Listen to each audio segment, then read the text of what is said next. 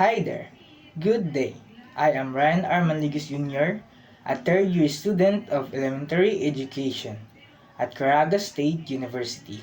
I am 21 years old, currently living in Butuan City.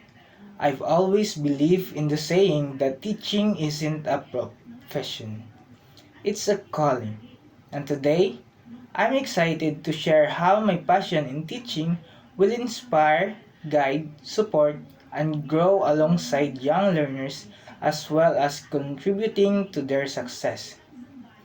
My passion for teaching began early from tutoring my younger sisters that have been part of my responsibilities as one and the only older brother.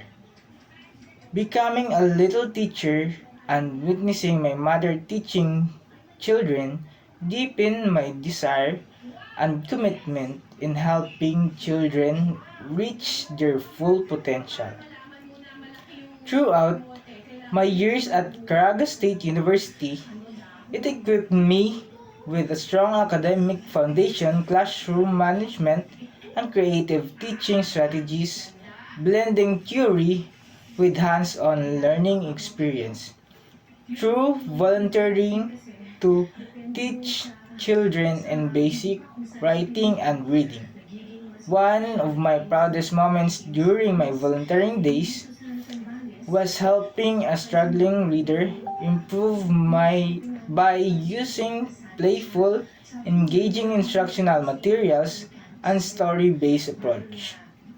I bring my enthusiasm, creativity, and a strong sense of empathy in teaching to show support and encourage children in giving their best.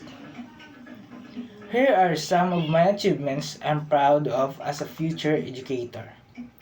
I volunteered over 100 hours teaching basic literacy in children in nearby barangays through our university extension program. I actively participated in the university's Brigada Pagbasa initiative, reaching over 60 struggling readers across 3 schools in Agusan del Norte. My goal is to become not just a teacher lang, but a lifelong mentor who nurtures young learners' curiosity, kindness, and confidence. Thank you for watching. I am Ryan Armanligus Jr. and ready to step into the classroom with heart, energy, and purpose. I look forward to being part of a team that shapes a brighter future. Thank you.